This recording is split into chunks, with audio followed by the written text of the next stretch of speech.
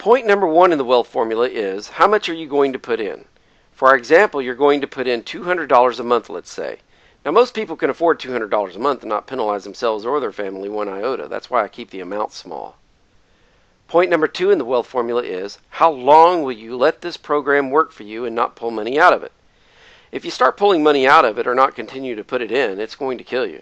It's another reason I keep the amount small that you put in there. And again, I'm going to pick a time frame for you here for our example. The time frame is 25 years. If you'll put $200 a month into this account for 25 years, you'll have some money saved up. The third part of the formula to me is the most crucial, and it is, what yield will you learn how to get? So what's the formula for determining yield?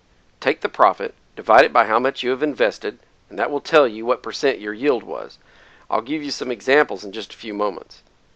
The fourth part of the formula is, how much do you want to end up with? Remember, always begin with the end in mind. There are just four parts to the formula. What are you going to put in? How long are you going to keep contributing? What yield will you learn how to get on your money? And how much are you going to have when you're through? In order to make sure you receive the highest yield for your money, you must have knowledge. It's a math formula, isn't it? So the answer to question number 4 in our example will be $1 million. What we would like to do is to contribute for the least amount of years at a higher yield to get the $1 million, right? Because let's face it, the clock is ticking for a lot of people, right? So you're going to put $200 a month in. So how much money are you going to take out each month? None. What about the profits? None. Leave those in there too. Let them grow. It's called compounding. Do you know how to invest money at 0%? Yeah, you put it under a mattress, right? What is the end result? Meaning if you put $200 a month under your mattress for 25 years, you'd have a little over $60,000 at the end of 25 years and probably a bad back too. Do you know someone who's been an adult for 25 years that doesn't have $60,000 laying around? Sure. And either one of two things has happened. They have either never learned the wealth formula or they didn't implement it. Let's raise the bar a little bit. So let's say you'd like to make a better yield or return on investment for your money. Could you go to a bank? The best you can get these days is about 1.25% a year in a savings account. If so, you'd have roughly $70,000 at the end of 25 years. Again, do you know someone who's been an adult for 25 years and doesn't have $70,000? All of us know someone, right? Let's raise the bar again. How about a CD at a bank? If you have invested $200 a month for 25 years at 3% interest, you'd have about $89,000 in your account in 25 years. And again, where do you buy a CD? At a bank. Well, wait a minute, I'm confused. You go to the bank and that's where you're going to get the 1.25% too, right? So you go to the bank and you say, hey, I want to earn some interest or yield on my money. They'll say, well, we'll pay you 1.25% or we'll pay you 3%. Now, if you have that choice, why would anybody choose 1.25%? Well, it's called liquidity. What does that mean? You can get to it easier, right? See how easy it is to violate the wealth formula? What was the commitment you made about the wealth formula? Keep investing and let it compound for 25 years. We've had an entire society who has said, no, I want to put it in a savings account. Why? Because people haven't been taught the wealth formula. The wealth formula is take a certain amount of money, put it away, and leave it alone. And under leave it alone, let it work. You would opt to have the higher yield, and that would be at 3%, $89,000. Let's raise the bar again. $200 a month, 25 years at 10%. You'd have around $265,000 at the end of 25 years. Now again, do you know someone who's been an adult for 25 years and doesn't have $265,000? Everyone, right? But wait a minute. Where can you get 10% yield on your money? And remember, the higher the number you choose, the greater your yield. What if you wanted to get up to 10%? You would then have to know which mutual funds to invest in, correct? And that requires knowledge. That's the reason I say, what yield will you learn how to get?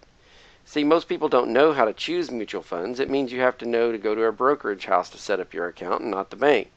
It means you need to ask for something safe, not speculative.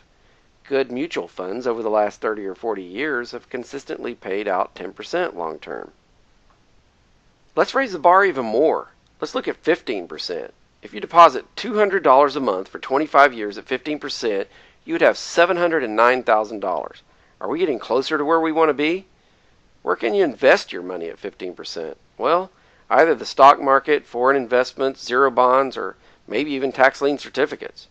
Tax lien certificates are very simple. The local government sets a budget, and the budget is fulfilled by people paying their property taxes. And if people don't pay them, the county doesn't have the money to operate. So they put penalties on those people who don't pay their property taxes. It's called interest, and it's heavy. It's in the tune of 15 to 20% depending on the state and depending on the county. Counties will sell tax lien certificates against those properties having overdue taxes so they can continue to operate. In rare cases, you can sometimes actually foreclose for the amount of the taxes, but you think a lien holder is going to allow you to do that though? Nah, they'll come and pay you. And when the homeowner finally decides to pay their taxes, they pay the taxes that you paid the county, but then you get the interest.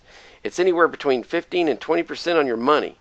Now, $200 a month, 25 years at 20% would give you $1,700,000. Now, have we reached our objective here? Yeah. So how much yield do you need to learn how to get? Well, somewhere between 15 and 20%, and if you have 25 years to spare. Do you notice that this is all basic though?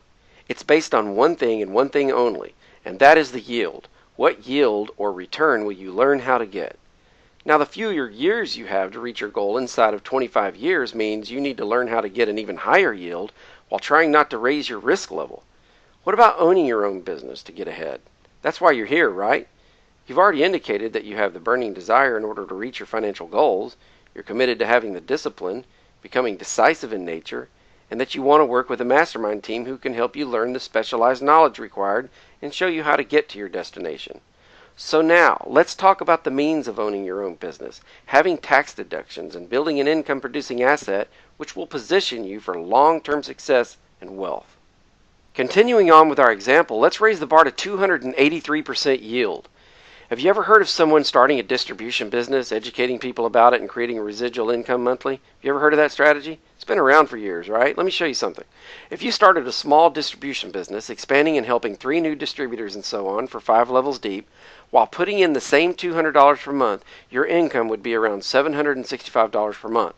After subtracting the overhead of $200, that leaves you with $565 per month, or a 283% yield. And it's done all the time by everyday people. Now, you need 4 things to get an immediate value from this type of business. Number 1, learn a 70 seconds to success invitation. Number 2, let someone help you grow your business. Number 3, become part of a mastermind team. And 4, be willing to help others achieve financial independence. Knowing these 4 elements can lead to a growing distribution business, and that can lead to a high yield or return on investment. By helping 5 distributors who help 5 and so on, 3 levels deep would make you roughly $1,005 per month minus your $200 overhead for a yield of 403%. Who wouldn't want to have a small $200 monthly investment give them a yield of 403%?